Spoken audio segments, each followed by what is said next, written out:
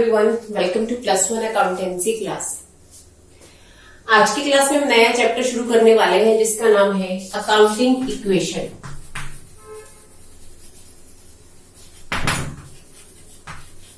Accounting equation क्या होती है? देखो बच्चे, इक्वेशन आज तक हम पढ़ते आए हैं। मैथ के अंदर हमने बहुत सी इक्वेशंस पढ़ी।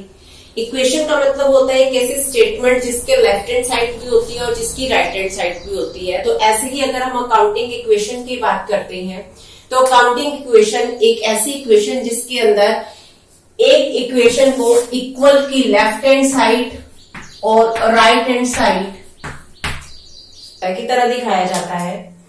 इसके अंदर जो लेफ्ट हैंड साइड होती है वो हमेशा ही राइट हैंड साइड की इक्वल होती है। अब ये अकाउंटिंग इक्वेशन होती क्या है? देखो बच्चे, अब तक हमने पढ़ा जितना भी ये पोर्शन हम अकाउंट का पढ़ के, क्योंकि we are new in the +1 commerce, अब तक हमने जितना भी पढ़ा हमने एक चीज जज की कि कभी भी अकाउंटिंग सिस्टम के अंदर अगर हम कोई एंट्री पास कर रहे हैं, क्योंकि जनरल एंट्री वाला चैप्टर अभी हमने रिसेंटली फिनिश किया है, कि जब भी हम कोई भी जर्नल एंट्री पास करते हैं या अपनी बुक्स के अंदर कोई भी एंट्री पास कर रहे हैं तो उसके अंदर डेबिट साइड और क्रेडिट साइड दोनों का टोटल इक्वल होता है ना। जैसे एक एग्जांपल लेते हैं, गुड्स परचेज फ्रॉम राम, तो एंट्री बनी परचेज अकाउंट डेबिट। 10,000 की गुड्स हमने राम से खरीदी, नाम दिया हुआ है तो उधार ट्रांजैक्शन है, तो राम क्रेडिटर अराइज होते हैं 10,000 रुपए। और इसको अगर हम जर्नल के फॉर्मेट में लिखते हैं तो this is our debit side and this one is credit side. तो यहाँ पर डेबिट और क्रेडिट का टोटल हमेशा एक दूसरे के बराबर होता है। तो ये जो टोटल एक दूसरे के बराबर होता है, एक्चुअल में इसको हम कहते हैं कि अकाउंट के अंदर हर एक सिस्टम बैलेंसिंग के साथ चलती है, यानी कि डेबिट और क्रेडिट के टोटल को हमेशा एक दूसरे के बराबर रखना होता है। तो यहाँ पर अगर हम लेफ्ट हैंड साइड और राइट हैंड साइड की बात करते हैं तो हम ये भी कह सकते हैं कि ये जो लेफ्ट हैंड साइड है और जो राइट हैंड साइड है ये पर्टिकुलरली इसकी एसेट्स और लायबिलिटीज को डिनोट करती है। तो चलिए एक बार देखते हैं कि अकाउंटिंग इक्वेशन के अंदर हम जो इक्वल के साइन के साथ चीजों को कैटेगराइज कर रहे हैं, साइड वाइज कैटेगराइज कर रहे हैं, तो उसके अंदर कौन कौन से फैक्ट जो है, जो एलिमेंट्स है वो हम इंक्लूड करते हैं। देखो बच्चे, अकाउंटिंग इक्वेशन के अंदर आता है अपने पास all assets is equal to total liabilities plus capital। all assets is equal to liabilities plus capital। जितने भी एसेट्स होते हैं वो हमारी लायबिलिटी और कैपिटल के टोटल के बराबर होती है। हमारी जो अकाउंटिंग इक्वेशन है उसकी left hand side, it doesn't matter, आप इसको इधर भी दिखा सकते हो, इसको इधर भी दिखा सकते हो, यानी कि लायबिलिटीज प्लस कैपिटल इधर दिखाई जा सकती है, ऑल एसेट्स को इधर दिखाया जा सकता है। तो यहाँ पर ये जो अकाउंटिंग इक्वेशन है इसके अंदर सभी एसेट्स आ जाती हैं। सभी एसेट्स कौन कौन सी?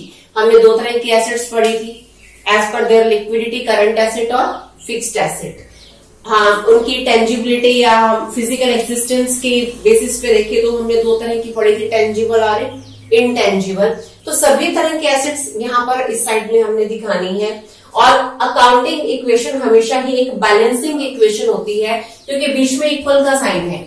इक्वल का साइन कहने का मतलब क्या है कि कोई भी अगर ट्रांजैक्शन की जाती है, कोई भी मॉनेटरी ट्रांजैक्शन की जा रही है तो उसका दोनों तरफ बराबर इफेक्ट पड़ेगा। ये इक्वेशन हमेशा बैलेंस में रहेगी, यानी कि लेफ्ट हैंड साइड हमेशा ही राइट हैंड साइड के इक्वल रहेगी। देखो बच्चे, हमने अकाउंट के अंदर या बिजनेस के अंदर चार चीजें पढ़ी। कौन कौन सी चार चीजें? एक तो एसेट्स, जिसको इस अकाउंटिंग इक्वेशन के अंदर बिल्कुल साफ साफ दिखा रखा है। लायबिलिटीज, जिसको इस इक्वेशन के अंदर दिखा रखा है। दो चीजें और पढ़ी थी, एक्सपेंसेस और इनकम। इन चारों चीजों से मिलकर ही हमारा बिजनेस चलता है। अगर इनमें से कोई भी एक एलिमेंट स्किप हो जाता है, मिस हो जाता है, बिजनेस कभी भी स्मूथली रन नहीं कर सकता। इन चारों ही फैक्टर्स का बराबर योगदान होता है बिजनेस को चलाने में। तो ये एसेट्स और लायबिलिटीज तो यहाँ पर मेंशन हो गई, एक्सपेंसेस और इनकम कहाँ गई? तो ये एक्सपेंसेस और इनकम का सीधा इफेक्ट हम कैपिटल के अंदर इंक्लूड करके दिखाएंगे, यानी कि एक्सपेंसेस और इनकम को हम कैपिटल का एक पार्ट मानते हुए इसके साथ डील करेंगे। तो अब अकाउंटिंग इक्वेशन के अंदर प्रैक्टिकली हमें चीजों को करना कैसे है, तो स्टेप बाय स्टेप हम उन्हें सीखते हैं। अभी जैसे मैंने आपको बताया कि इस अकाउंटिंग इक्वेशन के अंदर हम एक चीज नोटिस करेंगे कि कोई भी ट्रांजैक्शन जो बिजनेस किसी पर्सन के साथ करता है, उस ट्रांजैक्शन का इस इक्वेशन के लेफ्ट हैंड साइड और राइट हैंड साइड दोनों तरफ बराबर का जो इफेक्ट है वो पड़ेगा। हम एग्जांपल से स्टेप बाय स्टेप सभी जो इक्वेशंस है उनको देखते हैं। देखो बच्चे, आपकी बुक के अंदर फर्स्ट अनसोल्ड क्वेश्चन मैं कर रही हूं। फर्स्ट अनसोल्ड क्वेश्चन, पीछे प्रैक्टिकल क्वेश्चन हमको दे रखे हैं। Question number first, prepare accounting equation. हमें आज सिर्फ इफेक्ट को देखना है, हम अकाउंटिंग इक्वेशन नहीं बना रहे, हम सिर्फ चीजों को इसके साथ कॉरिलेट करते हुए चलेंगे। Prepare accounting equation from the following. हमें अकाउंटिंग इक्वेशन बनानी है। फर्स्ट ट्रांजैक्शन है अपने पास, Sandeep started business with cash ₹1 lakh. Sandeep started business with cash ₹1 lakh. Sandeep ने 1 लाख रुपए कैश लगाकर बिजनेस शुरू किया। संदीप ने 1 लाख रुपए कैश लगाकर बिजनेस शुरू किया। अगर हम इसकी जर्नल एंट्री बनाते तो कैसे बनाते? Cash to capital. मैंने आप लोगों को जर्नल का चैप्टर इसीलिए करवाया था ताकि हम अकाउंटिंग इक्वेशन के दौरान ये फाइंड आउट कर सके कि किन दो एलिमेंट्स के ऊपर क्या क्या इफेक्ट पड़ रहा है, डेबिट और क्रेडिट साइड की तरफ। तो यहां पर देखो 1 लाख रुपए की कैश लगाकर कैपिटल के तौर पर लगाई गई और बिजनेस शुरू किया गया। तो जो 1 लाख रुपए की कैश बिजनेस में लाई गई तो कैश बढ़ गई, है ना, और उसका इफेक्ट कैपिटल भी बढ़ गई। बिजनेस के अंदर कैपिटल बढ़ गई और कैश भी बढ़ गई।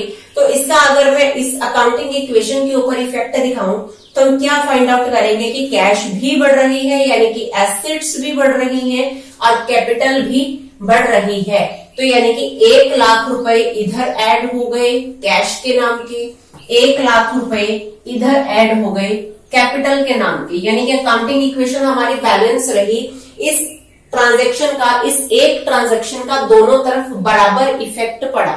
तो बच्चे, अकाउंटिंग इक्वेशन की पहचान ये होती है कि आप जब भी कोई भी ट्रांजैक्शन के लिए इसके अंदर एंट्री पास करोगे या दिखाओगे इसके अंदर उस ट्रांजैक्शन को, तो उसका इफेक्ट कुछ इस तरीके से पड़ेगा कि हमारा जो लेफ्ट हैंड साइड और राइट हैंड साइड या तो दोनों ही बराबर अमाउंट से बढ़ रही होंगी या दोनों बराबर अमाउंट से कम हो रही होंगी। क्योंकि देखो, अगर दोनों से में से 1-1 लाख माइनस हो जाता तब भी इक्वेशन बैलेंस रहेगी। या ऐसा हो सकता है कि इस इक्वेशन के लेफ्ट हैंड साइड में ही 1 लाख बढ़ रहे हैं और 1 लाख कम हो रहे हैं। किसी एक आइटम में से 1 लाख बढ़ रहे हैं और 1 लाख कम हो रहे हैं। तो इस ट्रांजैक्शन के अकॉर्डिंग तो हमारे 1 लाख लेफ्ट हैंड साइड भी बढ़ रहे हैं और राइट हैंड साइड भी बढ़ रहे हैं। दूसरी ट्रांजैक्शन को देखते हैं एक बार। Purchased furniture for cash. Purchased furniture for cash. Furniture खरीदा, furniture to cash. Journal entries की ये बनेगी, यानी कि 2 एलिमेंट्स हमने फाइंड आउट कर लिए किस ट्रांजैक्शन का किन किन के ऊपर इफेक्ट पड़ रहा है। तो अब जिन जिन के ऊपर इफेक्ट पड़ रहा है, 5,000 रुपए की ट्रांजैक्शन थी, 5,000 रुपए का हमने फर्नीचर खरीदा है।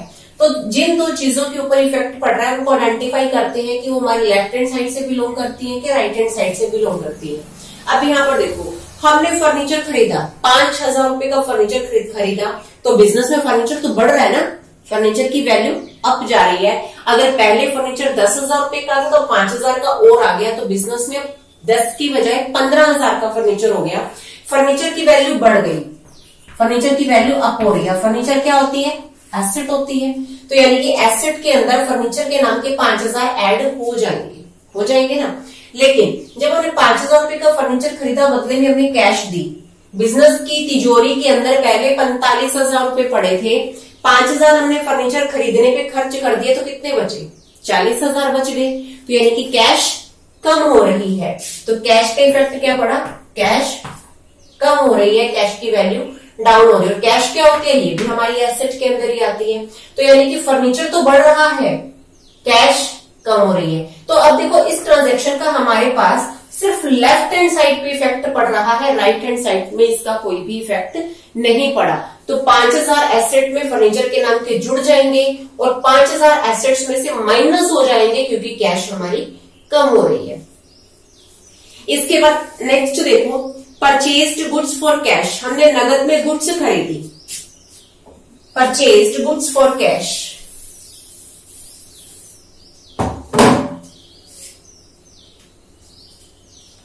नगद में जब हम गुड्स खरीदते हैं तो गुड्स खरीदने के लिए हम परचेज वर्ड का इस्तेमाल करते हैं, एंट्री करते हैं purchase account debit to cash. अब परचेज हम किसके लिए यूज कर रहे हैं? गुड्स के लिए। गुड्स क्या होती हैं? ये अपनी एसेट होती है, गुड्स अपनी एसेट होती हैं।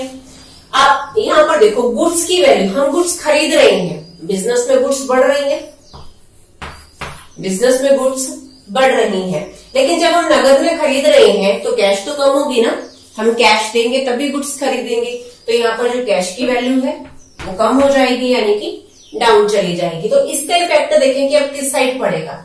अब देखो गुड्स अपनी एसेट होती है, एसेट की वैल्यू बढ़ रही है, एसेट की वैल्यू बढ़ रही है, तो गुड्स के नाम की अमाउंट तो इसके अंदर ऐड हो जाएगी, लेकिन कैश कम हो रही है और कैश भी हमारी एसेट होती है, तो कैश के नाम की अमाउंट इसमें से माइनस हो जाएगी, यानी कि इस ट्रांजेक्शन का भी हमारी इक्वेशन के लेफ्ट हैंड साइड पे इफेक्ट पड़ रहा है, राइट हैंड साइड पे इसका भी कोई इफेक्ट नहीं पड़ रहा।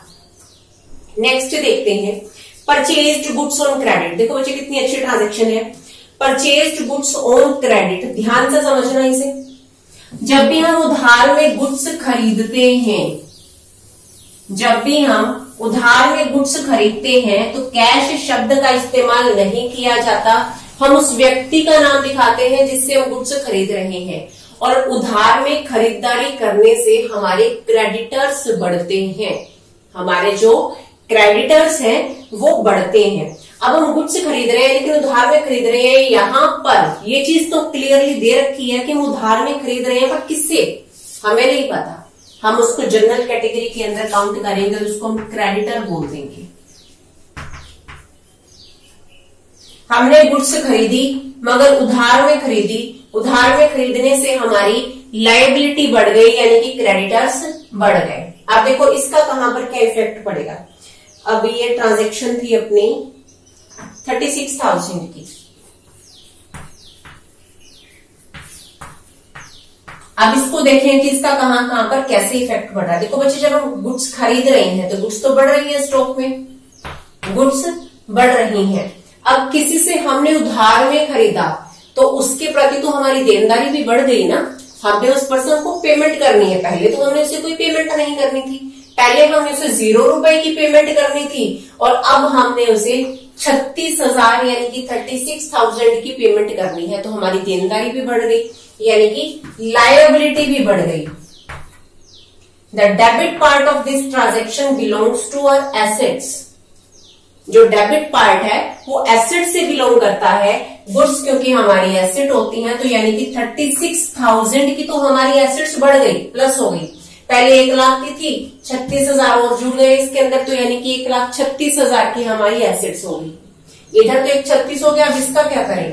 लायबिलिटी पहले अपनी थी ही नहीं, लायबिलिटी पहले अपनी थी ही नहीं, लेकिन अब हमने 36,000 रुपए देने हैं, हमारी एक रिस्पॉन्सिबिलिटी बढ़ गई कि हमने पेमेंट करनी है, और रिस्पॉन्सिबिलिटी के बढ़ने के साथ ही हमारी लायबिलिटी भी बन गई, यानी कि अब हमने 36,000 रुपए पेमेंट करनी है। तो यानी कि लेफ्ट हैंड साइड पे क्या इफेक्ट पड़ा, एसेट्स भी बढ़ रही हैं और उतनी अमाउंट से हमारी लायबिलिटी भी बढ़ रही है। तो ये ट्रांजैक्शन के बाद भी हमारी दोनों साइड जो है वो एक दूसरे के बराबर रहेंगी, left hand side right hand side के इक्वल रहेगी। नेक्स्ट ट्रांजैक्शन हमको दे रखी है पेड फॉर रेंट, हमने रेंट की पेमेंट की है। देखो बच्चे रेंट की पेमेंट, इसकी जनरल एंट्री क्या बनती है, जब भी हम पेमेंट करेंगे किसी भी एक्सपेंस की तो debit on expenses and losses की एंट्री बनेगी, rent account debit to cash, यानी कि अब यहाँ पर रेंट और कैश दो अकाउंट इफेक्ट हो रही है, और रेंट की पेमेंट थी 700, हमने रेंट की पेमेंट की 700 700 रुपए की, तो इसका कहां पर क्या इफेक्ट पड़ता है। देखो बच्चे रेंट अपना एक्सपेंस है, एक्सपेंसेस हमारे बढ़ गए, पहले अपना कोई एक्सपेंस था ही नहीं, अब हम रेंट की पेमेंट कर रहे हैं, यानी कि 700 रुपए की जो पेमेंट कर रहे हैं ये हमारे एक्सपेंसेस हैं 700 रुपए। तो हमारे जो खर्चे हैं वो 700 रुपए से बढ़ गए, और 700 रुपए से जो खर्चे बढ़े हैं और ये हम पेमेंट कर रहे हैं कैश में, खर्चे एक्सपेंसेस बढ़ रहे हैं और कैश कम हो रहे हैं। अब देखो बच्चे इसका इफेक्ट हम कहां पर दिखाएंगे, क्योंकि हम रेंट की पेमेंट कर रहे हैं तो तिजोरी में कैश तो कम होगी। पहले अपने पास 5,000 रुपए पड़े थे, 700 की रेंट की पेमेंट कर दी, 4300 तिजोरी में रह गए। तो ये जो कैश की वैल्यू डाउन हो रही है, तो यानी कि एसेट, यहाँ पर एसेट्स में से 700 रुपए माइनस हो जाएंगे क्योंकि अपनी कैश कम हो रही है। अब ये रेंट को हमने कहां पर दिखाना है, अभी थोड़ी देर पहले मैंने आपको बताया था कि इस इक्वेशन के अंदर एसेट्स और लायबिलिटी तो क्लियरली शो हो रही हैं, लेकिन जितने भी एक्सपेंसेस होंगे और जितने भी इनकम होंगी उनका सीधा इफेक्ट हमने किस पे दिखाना है, कैपिटल पे दिखाना है। अगर खर्चा हो रहा है तो कैपिटल को कम कर दो, अगर इनकम हो रही है तो कैपिटल को बढ़ा दो। अब यहाँ पर खर्चा हो रहा है, रेंट, हम रेंट के नाम की पेमेंट कर रहे हैं 700 रुपए की, तो जो ये 700 रुपए की हमने पेमेंट की है रेंट की, इसको हम कैपिटल में से माइनस करके दिखा देंगे। तो अल्टीमेटली देखें हमारी अकाउंटिंग इक्वेशन फिर से बैलेंस हो गई, 700 इस साइड से माइनस हो रहे हैं और 700 इस साइड से माइनस हो रहे हैं। मैं दोबारा से रिपीट करती हूँ, जितने भी एक्सपेंसेस होते हैं या लॉसेस होते हैं, जितने भी इनकम या प्रॉफिट्स होते हैं, उनको हम कैपिटल अकाउंट के साथ डील करते हुए दिखाते हैं। कैपिटल के बैलेंस को या तो बढ़ा दिया जाता है, इनकम या प्रॉफिट होने पर कैपिटल का बैलेंस बढ़ जाता है, और लॉस या एक्सपेंस होने से कैपिटल का जो बैलेंस है उसको कम कर दिया जाता है उतने ही अमाउंट से। इसके बाद नेक्स्ट देखें, goods costing ₹40,000 sold at A profit of 20% for cash. हमने 40,000 रुपए की गुड्स सेल की 20% प्रॉफिट पे। देखो कितनी अच्छी ट्रांजैक्शन है बेटा।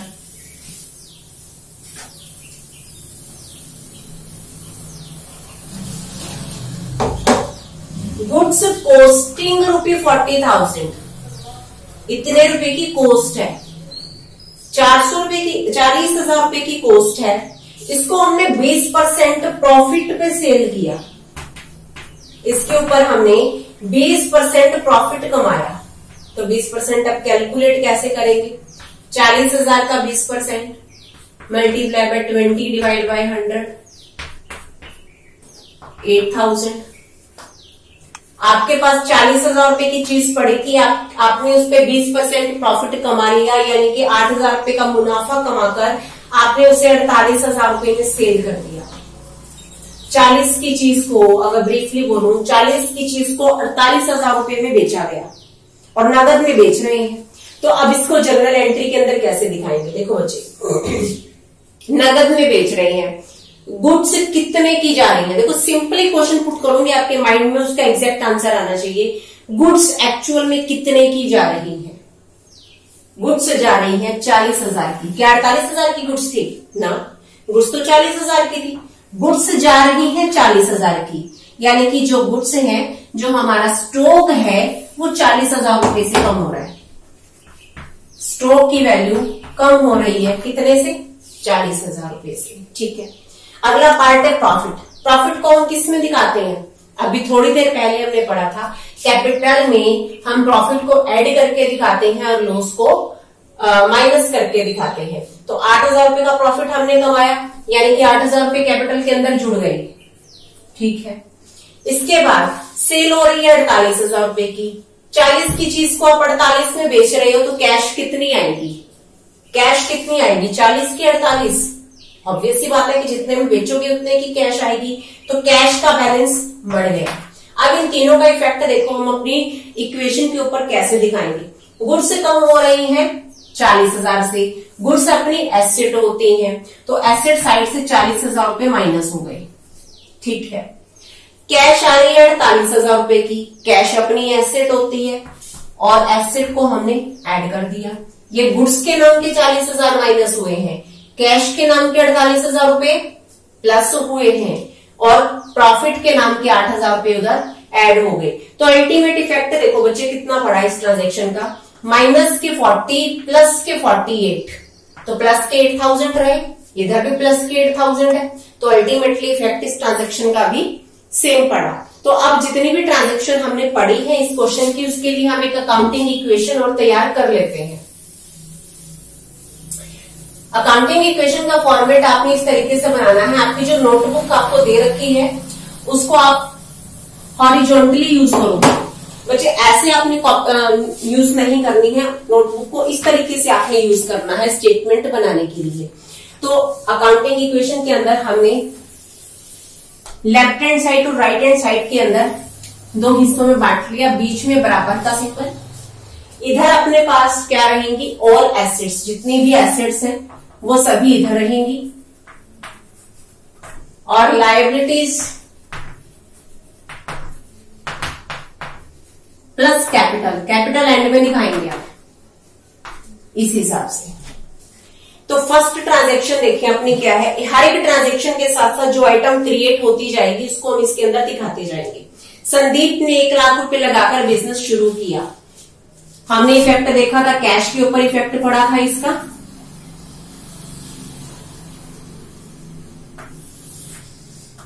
आप यहां पर पूरी ट्रांजैक्शन दिखाएंगे। संदीप स्टार्टेड बिजनेस, 1 लाख रुपए लगाकर उसने बिजनेस शुरू किया, तो कैश के अंदर 1 लाख रुपए ऐड हो गए। बराबर के नीचे बराबर आना चाहिए, इधर उधर नहीं जाना चाहिए। और 1 लाख रुपए जब कैपिटल के नाम पर लगाए जा रहे हैं तो कैपिटल के अंदर भी 1 लाख रुपए ऐड हो जाएंगे। इसके बाद नेक्स्ट देखिए, purchased furniture for cash. Furniture purchased, furniture खरीदा गया 5,000 रुपए का। 5,000 रुपए का फर्नीचर खरीद रहे हैं, खरीदेंगे तो कैश जाएगी, कैश जाएगी तो आप इस 5,000 रुपए को कैश में से माइनस करके दिखाओगे। अकाउंटिंग इक्वेशन के अंदर आप माइनस का साइन यूज नहीं करना है, आपने इस 5,000 रुपए को ब्रैकेट के अंदर दिखा देना है। अकाउंट के अंदर जो ब्रैकेट होती है वो नेगेटिव आइटम को दिखाती है। नेगेटिव आइटम को दिखाने के लिए हम ब्रैकेट को यूज करते हैं। अब यहां पर मैंने 5,000 दिखा दिया, इसका मतलब है कि 1 लाख में से हमने 5,000 को माइनस करना है। हमने फर्नीचर खरीदा 5,000 रुपए का, तो 5,000 की कैश कम हो गई, लेकिन फर्नीचर तो बढ़ गया, प्लस एक कॉलम और बढ़ गया फर्नीचर, जिसका पहले 0 बैलेंस था अब वो 5,000 का हो गया। इस साइड कहीं पर कोई इफेक्ट नहीं पड़ा इस ट्रांजैक्शन का। अकाउंटिंग इक्वेशन में हर एक ट्रांजैक्शन के साथ आपने टोटल करते हुए चलना है। अब इसका टोटल देखो, 1 लाख में से 5,000 माइनस कर देंगे, 95,000 प्लस 5,000 बराबर के नीचे का 1 लाख। यहां पर देखिए 1 lakh is equal to 1 lakh के। अगले ट्रांजैक्शन क्या कहते हैं, purchased goods for cash. Goods purchased, हमने नगद में गुड्स खरीदे हैं, तो गुड्स तो अपनी एसेट होती है, तो यहां पर हम एक कॉलम बनाएंगे स्टॉक का। स्टॉक, हमने गुड्स खरीदी 20,000 रुपए की, 20,000 की गुड्स नगद में खरीद रहे हैं तो कैश कम हो जाएगी।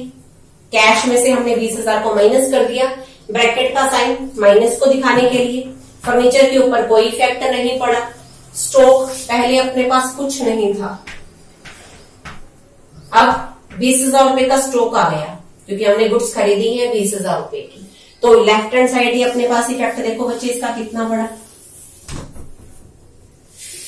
75,000, 5,000, 20,000, इक्वल के नीचे इक्वल, 1 लाख। तो लेफ्ट हैंड साइड और राइट हैंड साइड एक दूसरे के बराबर रही। इसके बाद देखिए next, purchased goods on credit. Goods हमने खरीदी, परचेज्ड गुड्स ऑन क्रेडिट, हमने उधार में खरीदी है गुड्स। अब जब उधार में गुड्स खरीद रहे हैं तो कैश के ऊपर तो कोई इफेक्ट पड़ेगा कि नहीं इस ट्रांजैक्शन का, तो कैश के ऊपर कोई इफेक्ट नहीं पड़ा। लेकिन गुड्स तो बढ़ रही हैं। गुड्स कितने की बढ़ी, 36,000 की। उधार में खरीद रहे हैं, उधार में खरीद रहे हैं तो अपने क्रेडिटर्स बढ़ जाएंगे, तो यहां पर हम कॉलम बनाएंगे क्रेडिटर्स का। क्रेडिटर, पहले अपने पास कोई नहीं थे, अब हम खरीद रहे हैं उधार में, तो 36,000 इधर आ जाएगा।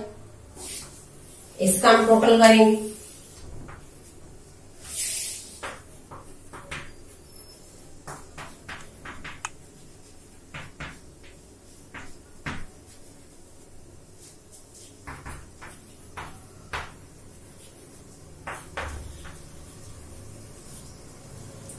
इसके बाद कहते हैं पेड फॉर रेंट, हमने रेंट की पेमेंट की,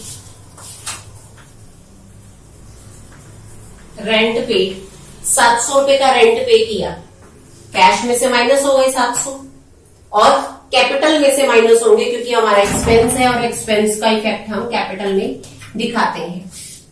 और इसके बाद goods costing ₹40,000 sold at profit of 20% for cash. इसका टोटल कर लेते हैं पहले।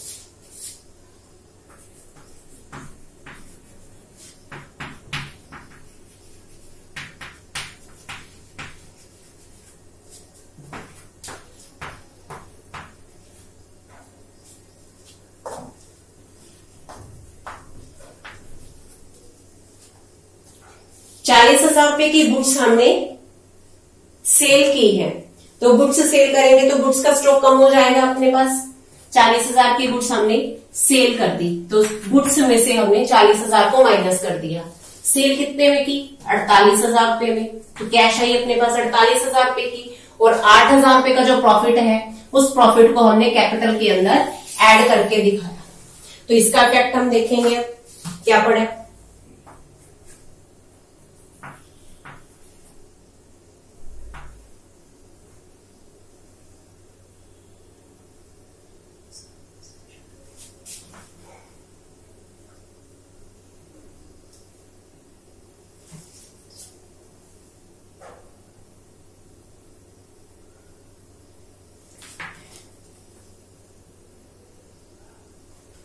₹48,000 कैश में हम बेच रहे हैं, 308 और 4 12, 1,22,300 plus 5,000 plus 16,000 is equal to 36,000 और 1,07,300।